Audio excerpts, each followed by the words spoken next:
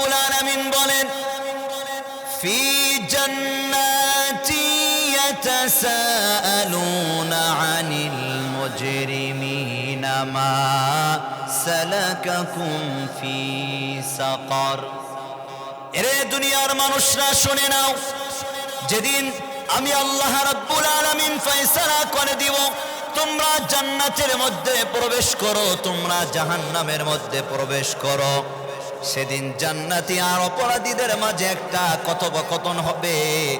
জান্নাতি মানুষগুলো জাহান্নামী মানুষদেরকে প্রশ্ন করবে। কি প্রশ্ন করবে? এটাও আমি আল্লাহ রাব্বুল আলামিন তোমাদেরকে আগাম জানিয়ে দিলাম। বলেন সুবহানাল্লাহ। জান্নাতীরা জাহান্নামীদেরকে প্রশ্ন করবে, মা সালাকাকুম ফি সাকার।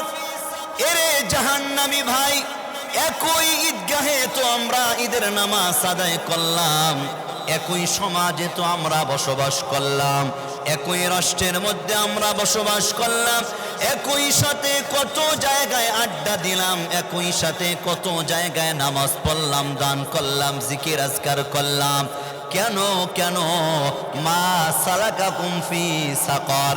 কোন কারণে, কোন বদ আমলের কারণে আল্লাহ রাব্বুল আলামিন একসাথে থাকার পরেও আমাকে আল্লাহ জান্নাত দান করলো, তোমাকে আল্লাহ তাআলা জাহান্নাম দিল? কারণটা জানতে চাই। আল্লাহু আকবার।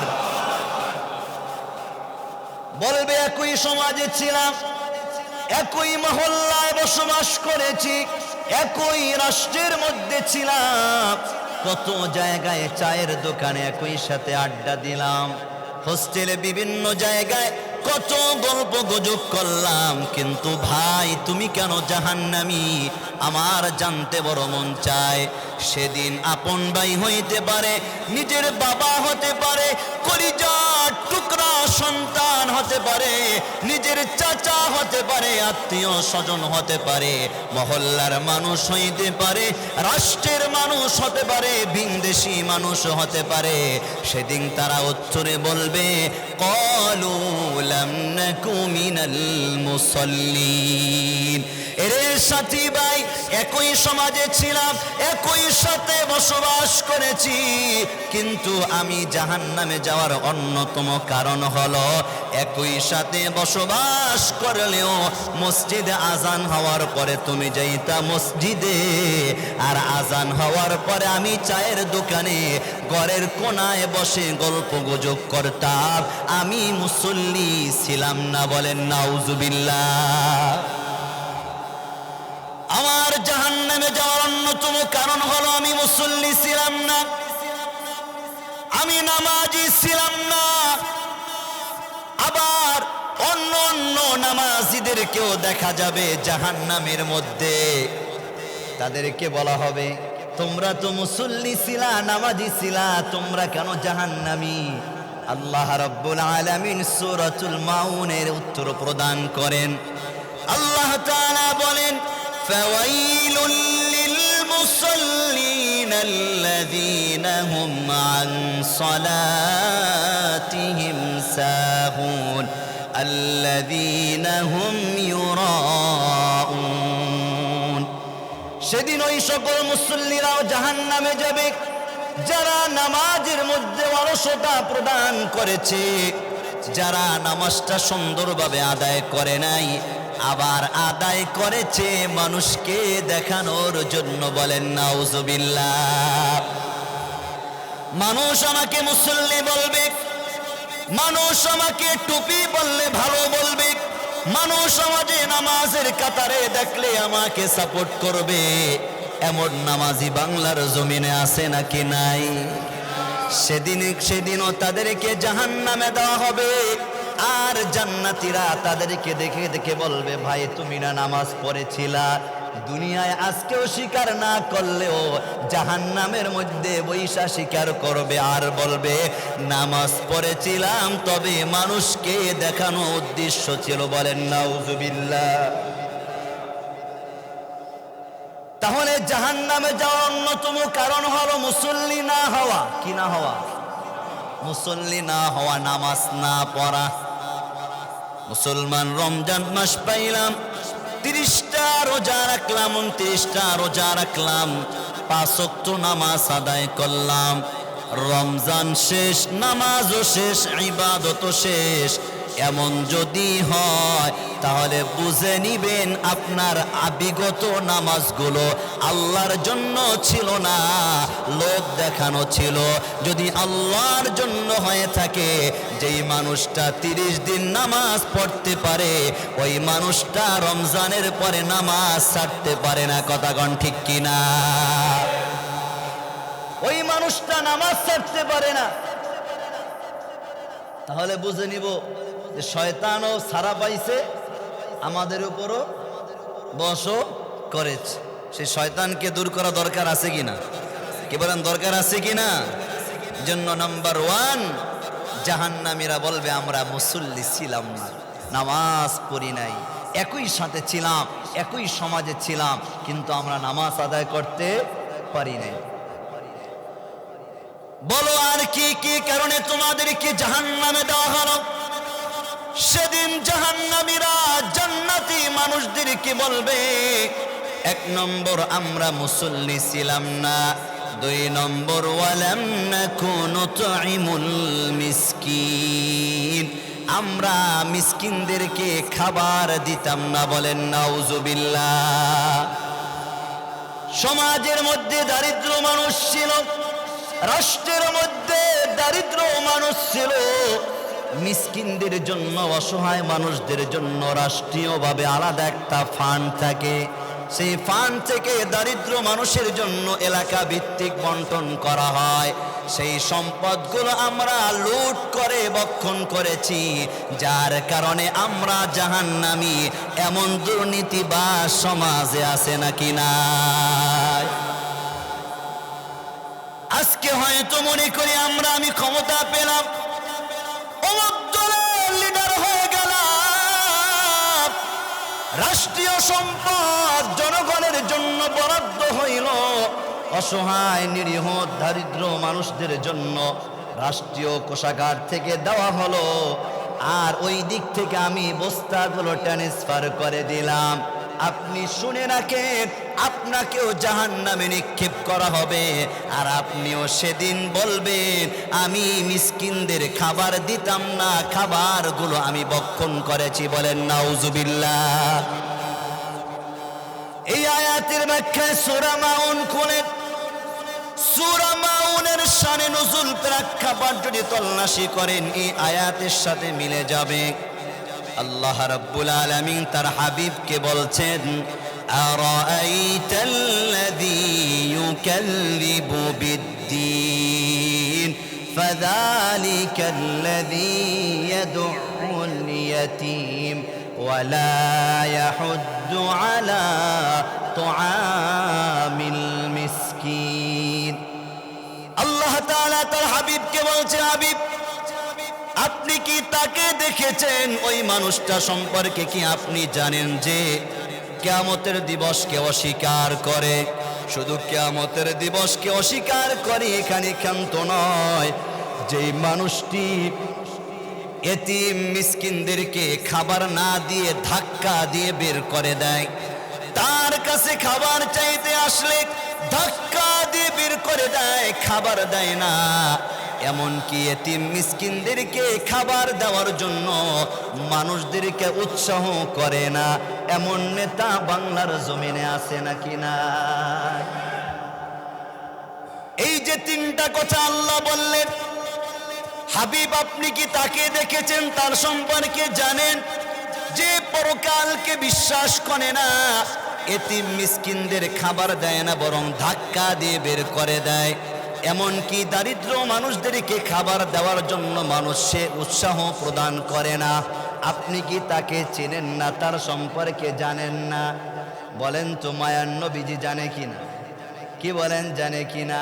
এই আয়াতের একটা প্রেক্ষাপট আছে, তা হলো মক্কার তৎকালীন যুগের লিডার রাসূলুল্লাহর আপন চাচা আবু জাহেল তৎকালীন যুগে যেই সকল মানুষগুলো দুনিয়া থেকে বিদায় হওয়ার উপক্রম হয়ে যাইত, অর্থাৎ মৃত্যুর শয্যায় পড়ে গিয়েছে, আর বেশি সময় দুনিয়ায় থাকতে পারবে না। ওই মানুষগুলোর যদি কোনো অভিভাবক আত্মীয় স্বজন না থাকতো, তাদের যদি ছোট্ট ছোট্ট সন্তান থাকতো, ওই মুমূর্ষ ব্যক্তির কাছে গিয়ে বলতো, আমি হইলাম মক্কার লিডার, আমি হইলাম আবু জাহেল, একটি কাজ করো, তোমার সম্পত্তিগুলো আমার নামে লিখে দাও। তোমার ইন্তেকালের পরে তোমার সন্তানগুলো ছোট্ট ছোট্ট, ওদের সম্পদগুলো মানুষ গ্রাস করে খেয়ে ফেলবে। একটি কাজ করো, তোমার সম্পদগুলো আমার নামে লিখে দাও। তোমার সন্তানগুলি বড় হওয়ার পরে তাদের সম্পদগুলো বুঝাইয়া দিব। বলেন না আল্লাহু আকবার। কি সুন্দরভাবে গিয়ে বলতেন, তুমি তো এখন বিদায় হয়ে যাইবা, তোমার পরিবারে তো তেমন কোনো লোক নাই, তোমার সম্পদগুলো আমার নামে লিখে দাও। তোমার ইন্তেকালের পরে তোমার ছোট্ট ছোট্ট সন্তানরা যখন বড় হবে, এদেরকে আমি সম্পদগুলো দিয়ে দিব, আমি ওয়াদা দিলাম। এই বলিয়া ওই মুমূর্ষ ব্যক্তিদের কাছ থেকে সম্পদগুলো লিখে নিত। তদ্রূপ মুসলমান, এই আয়াতের প্রেক্ষাপট, সূরা মাউনের প্রেক্ষাপট হলো এইটা।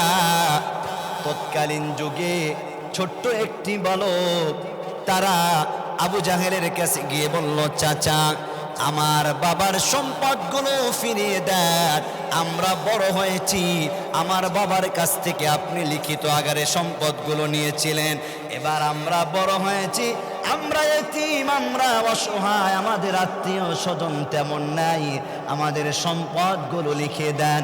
এই কথা বলা মাত্র ধাক্কা দিয়ে আবু জাহেল ঘর থেকে বের করে দিয়েছে। বলেন নাউজুবিল্লাহ। রাসূলুল্লাহর কাছে কাঁদতে কাঁদতে আসলো, ইয়া রাসূলুল্লাহ, ইয়া হাবিবাল্লাহ, ওগো নবীজি, এই যে আপনার চাচা আবু জাহেল, তার কাছে আমার বাবার রেখে দেওয়া সম্পদ আছে। ইয়া রাসূলুল্লাহ, ইয়া হাবিবাল্লাহ, সম্পদগুলো নেওয়ার জন্য তার কাছে গিয়েছিলাম, আমাদের সম্পদগুলো শুধু দেয় নাই, ধাক্কা দিয়ে বের করে দিয়েছে। আল্লাহ রাব্বুল আলামিন সঙ্গে সঙ্গে সূরাতুল মাউন নাজিল করে জানিয়ে দেয়, পয়গম্বর, সে আপনার আত্মীয় হতে পারে, তবে আমি আল্লাহ তাআলা জানান দিলাম, সে পরকালকে বিশ্বাস করে না। এতিম মিসকিনদের খাবার দেওয়া তো দূরের কথা, ধাক্কা দিয়ে বের করে দেয়।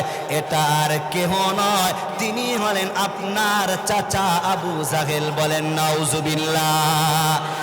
এই মুসলমান, এই শ্রেণীর মানুষগুলো যারা রাষ্ট্রীয় সম্পদ জনগণের জন্য বরাদ্দ হয়ে যায়, এলাকা ভিত্তিক অথবা কোনো ধনাঢ্যবান ব্যক্তি যদি এতিম মিসকিনদের সম্পদগুলো ভক্ষণ করে খায়, কোরআন প্রমাণ বহন করে, তাদের ঠিকানাও হবে আবু জাহেলের সাথে। কথাগণ ঠিক কিনা?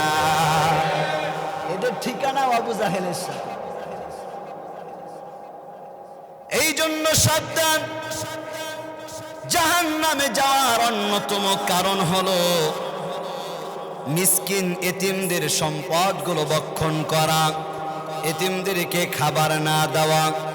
এখানে অনেক চাচা থাকতে পারেন, দাদা থাকতে পারেন, নিকট আত্মীয় স্বজনের সম্পদ যদি এইভাবে গ্রাস করে রাখেন, শুনে রাখেন, শুনে রাখেন, আল্লাহ পাকের কোরআন প্রমাণ বহন করে, এই কারণেও জাহান্নামে যাওয়া লাগতে পারে। কথাগণ ঠিক কিনা? সাবধান। এবার জান্নাতীরা জাহান্নামীদেরকে প্রশ্ন করবে, ভাই বলো, আর কোন কোন কারণে তোমাকে জাহান্নামের মধ্যে নিক্ষেপ করা হলো? একই সাথে তো সমাজের মধ্যে ছিলাম, তুমি কেন জাহান্নামে যাই গেলা? কারণটা উল্লেখ করো। সেদিন জাহান্নামীরা বলবে, আমরা যেমন মুসল্লি ছিলাম না, মিসকিনদেরকে খাবার দিতাম না, আমাদের অন্যতম একটা বদগুণ ছিল। তা কি? শোনো, আল্লাহ তাআলা বলেন, ওয়া কুন্না নাখুদু মাআল খাইদিন, আমাদের মধ্যে অন্যতম একটা বদগুণ ছিল, আমরা চগলখোর, এমনকি চক্রান্তকারীদের দলের অন্যতম আমরা সদস্য ছিলাম। বলেন নাউজুবিল্লাহ। কিভাবে এক ভাই আর এক ভাইয়ের মধ্যে দ্বন্দ্ব লাগানো যায়, এক মুসলমান আর এক মুসলমানদের মাঝে দ্বন্দ্ব লাগানো যায়, রাষ্ট্রের মধ্যে কিভাবে ফিতনা তৈরি করা যায়, সমাজের মধ্যে কিভাবে ফিতনা তৈরি করা যায়, নিজের বংশীয় মানুষের মধ্যে কিভাবে ফিতনা তৈরি করা যায়, এলাকার মধ্যে কিভাবে ফিতনা তৈরি করা যায়, মুসলিম উম্মাহের ঐক্যের বিপক্ষে কিভাবে কাজ করা যায়, ওই সকল চগলখোর লম্পট দুর্নীতিবাজদের আমরা সদস্য ছিলাম। বলেন নাউজুবিল্লাহ। আমরা পিছনে এই কাজ করতাম, তাদের আমরা সদস্য ছিলাম। সদস্য লিডার তো দূরের কথা, সদস্য সাপোর্টার ছিলাম। সাপোর্টার এটা কি আমার বাবার কথা না কোরআনের কথা? আরো জোরে বলেন কিসের কথা? কোরআনের কথা। অকুন্না নাখুদু মাল খাইদিন, চক্রান্তকারীদের সাথে আমরা চক্রান্ত করতাম।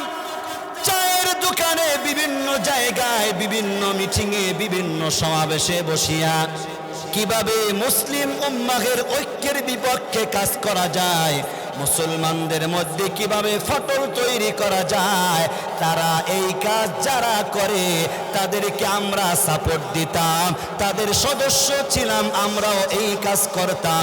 এই কারণে আল্লাহ তাআলা জাহান্নামে নিক্ষেপ করেছে। বলেন নাউজুবিল্লাহ। এ মুসলমান, কিভাবে আয়াতের তাফসীর করব? নিজের চুচু নিজের মাথার উপর পড়ে যায়, কিন্তু কোরআনের কথাগুলো বাস্তব বলাই লাগে। আজ আপনারা দেখতে পেয়েছেন, হয়তো শুনেছেন, বাংলাদেশ সহ গোটা পৃথিবীর বেঈমানরা এক এক করে ঐক্যবদ্ধ হয়ে মুসলমানদেরকে কিভাবে দুনিয়া থেকে বিদায় করা যায়, মুসলমানদের অস্তিত্ব কিভাবে বিনষ্ট করা যায়, এই জন্য তারা আলেম সমাজ সহ গোটা পৃথিবীর ইমানদারদের বিরুদ্ধে চক্রান্ত চালাচ্ছে। কথাগণ ঠিক কিনা?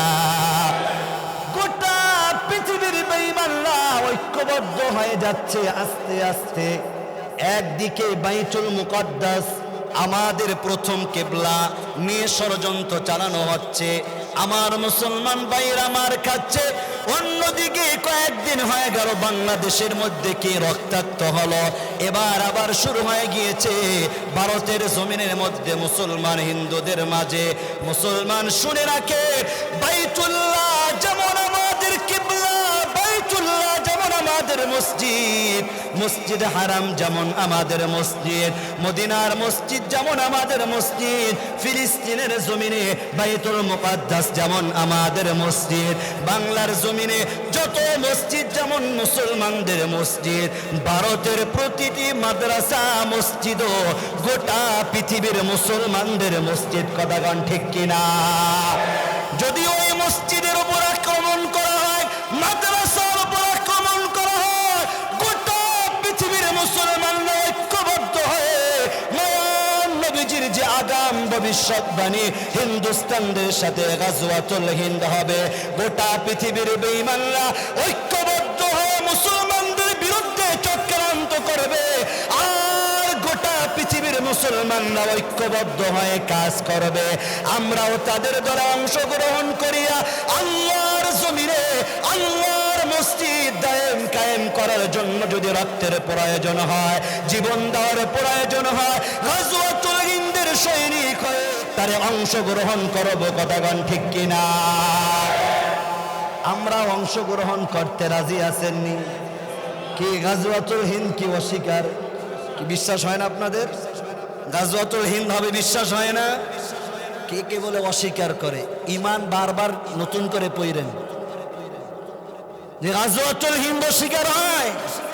রাসূলের হাদিসকে অস্বীকার করলেন আপনি, রাসূলের ভবিষ্যৎবাণীকে অস্বীকার করলেন। কিসের মুসলমান আপনি? জাদ্দিদু ঈমানাকুম, ঈমানকে নবায়ন করেন, ঈমানকে নবায়ন করেন। গোটা পৃথিবীর মধ্যে বিশ্বের বৃহত্তম একটা যুদ্ধ হবে, আপনারা জানেন? আমি এক তাফসীর বলেছিলাম, যেই যুদ্ধে গোটা পৃথিবীর বেঈমানরা ঐক্যবদ্ধ হয়ে মুসলমানদের উপর ঝাঁপিয়ে পড়বে, আর গোটা পৃথিবীর মুসলমানরা ঐক্যবদ্ধ হয়ে তাদের দিকে ঝাঁপিয়ে পড়বে। হ্যাঁ, মুসলমান প্রচুর পরিমাণ মার খাবে, রক্ত ঝরবে, লাশের পর লাশ পড়বে, জমিন রক্তাক্ত হয়ে যাবে, রক্তের উপর ইসলামের পতাকা উত্তীর্ণ হবে। বলেন আল্লাহু আকবার। সেই দিন আর বেশি দূরে নয়। মায়ান নবীজি বলেছেন, শোনো, কিয়ামতের আলামত জানো? আমি নবী দুনিয়ায় আগমন করাটাই কিয়ামতের আলামত। দুইটা আঙ্গুল, বেশি দূর না, একেবারে কাছাকাছি। কিয়ামতটা এত কাছাকাছি, এত কাছাকাছি কিয়ামত। বাবে লুত, দাজ্জাল যেখান থেকে বের হয়, যেখানে দাজ্জালকে হত্যা করা হবে, সেই গেট কিন্তু ইহুদিরা বানিয়ে ফেলেছে। এটা মায়ান নবীজি হাদিসের পাতার মধ্যে বলেছেন। দাজ্জালদের ইতিহাস পড়েন, কিয়ামতের আলামতগুলো পড়েন, দেখবেন ইমানটা মজবুত হয়ে যাবে, ইমানটা মজবুত হয়ে যাবে, ইমানটা মজবুত হয়ে যাবে। আর যদি পারেন সেই নবী নাই, নবীর ওয়ারিস উলামায়ে কেরাম, হক্কানি আলেমদের বিরুদ্ধাচরণ না করিয়া উলামায়ে কেরামের তত্ত্বাবধানে চলার চেষ্টা করেন, আলেমদের মুহাব্বত কলবের মধ্যে লালন করিয়া চলার চেষ্টা করেন, ইনশাআল্লাহ আল্লাহর জমিনে আল্লাহর দ্বীন কায়েম হবে। কথা ঠিক কিনা? আর যদি বিরুদ্ধাচরণ করে, পিছনে যদি সমালোচনা নয়, যারা মুসলিম উম্মাহের ঐক্যকে ফাটল তৈরি করতে চায়, এদের দলের যদি সদস্য হন, আল্লাহ বলেন ওয়াকুন্না নাখুদু মাআল খাইদিন, ওয়াকুন্না নাখুদু মাআল খাইদিন, চক্রান্তকারীদের অনুসারী হইবা, কিয়ামতের ময়দানে হিসাব বাম হাতে গিয়ে জাহান্নামে যাইবা। কথা ঠিক কিনা? চতুর্থ নম্বর, জাহান্নামী মানুষগুলো বলবে, আমাদের অন্যতম একটা বদগুণ ছিল, ওয়াকুন্না নুকাযযিবু বিয়াউমিদ্দিন, আমরা পরকালকে বিশ্বাস করতাম না। আখিরাত আছে, কিয়ামত কায়েম হবে, দুনিয়া থেকে বিদায় হওয়ার পরে আবার জমিন হবে, এই জমিনে আমাদেরকে আবার বের করা হবে, এটা আমরা বিশ্বাস করতাম না। যার কারণে আমার আল্লাহ আমাদেরকে জাহান্নামে নিক্ষেপ করেছে। বলেন নাউজুবিল্লাহ। আপনারা বিশ্বাস করেন পরকালকে? কি বলেন, বিশ্বাস করেন?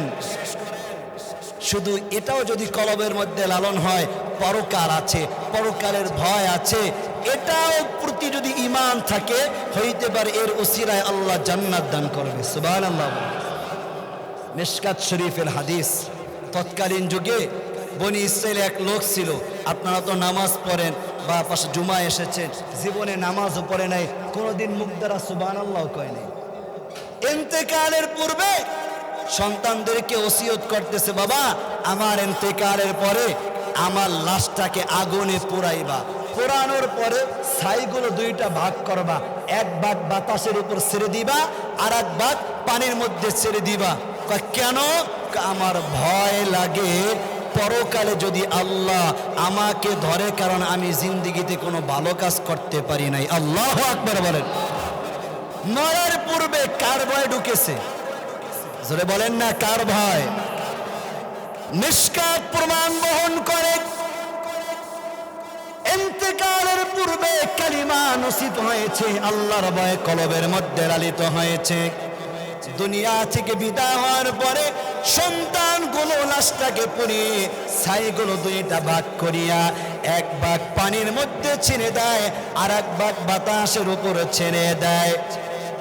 এবার আল্লাহ রাব্বুল আলামিন বাতাসকে অর্ডার করলো, বাতাস রে, তোর মধ্যে আমার এই বান্দার যে অংশ রয়েছে সেগুলো একত্রিত করো। পানিকে আল্লাহ তাআলা অর্ডার করলো, পানি রে, তোর মধ্যে আমার এই বান্দার যে অংশ রয়েছে তাকে তুমি একত্রিত করো। একত্রিত করার পরে আল্লাহ তাআলার হুকুমে দুনিয়ায় থাকা অবস্থায় যেমন বডি ছিল, যেমন দেহ ছিল, তেমন দেহ আমার আল্লাহ তাকে তৈরি করে দেয়। বলেন আল্লাহু আকবার। মায়ান নবীজি হাদিসের মধ্যে বলেন, এবার আল্লাহ রাব্বুল আলামিন তাকে প্রশ্ন করলো, এর বান্দা, আমার শুধু জানতে মনে চায়, জানতে মনে চায়, তুমি যে ছাইটাকে দুইটা ভাগ করিয়া বাতাসে আর পানির মধ্যে ফেলে দেওয়ার আদেশ করলা, কারণটা কি? কয় আল্লাহ, জিন্দেগিতে তেমন কোনো আমল করি নাই, কিন্তু মরার পূর্বে কলবের মধ্যে ভয় হয়েছে, পরকালে আমার আল্লাহ আমাকে পাকড়াও করবে, পরকালের ভয়ে আমি এই কাজটা করেছি। মায়ান নবী হাদিসের মধ্যে বয়ান করেন, পরকালের ভয় কলবের মধ্যে লালন করার কারণে আমার আল্লাহ তার জিন্দেগির গুনাহগুলো মাফ করে দিয়ে জান্নাত দান করেছে। বলেন সুবহানাল্লাহ। এই জন্য পরকালের ভয় কলবের মধ্যে লালন করা দরকার আছে কিনা? তাহলে জান্নাতীরা জাহান্নামীদেরকে যখন প্রশ্ন করবে, উত্তর দিবে কয়টা? 4টা। 1 নম্বর, মুসল্লি ছিলাম না। 2 নম্বর, আমরা মিসকিনদের খাবার দিতাম না। 3 নম্বর, চক্রান্তকারীদের সাথে চক্রান্ত করতাম। 4 নম্বর, পরকালকে আমরা বিশ্বাস করতাম না। এই 4টা গুণ কি আমাদের মধ্যে পাওয়া যাবে? কি পাওয়া যাবে? হ্যাঁ, এই 4 গুণ থাকলে আল্লাহ তাআলা আমাদের থেকে দূর করার তৌফিক দান করুন। বলেন আমিন। 4 গুণ বাদ দিয়ে মুসলমানদের জন্য যে গুণের প্রয়োজন, ওই গুণগুলো অর্জন করার তৌফিক দান করুন। বলেন আমিন।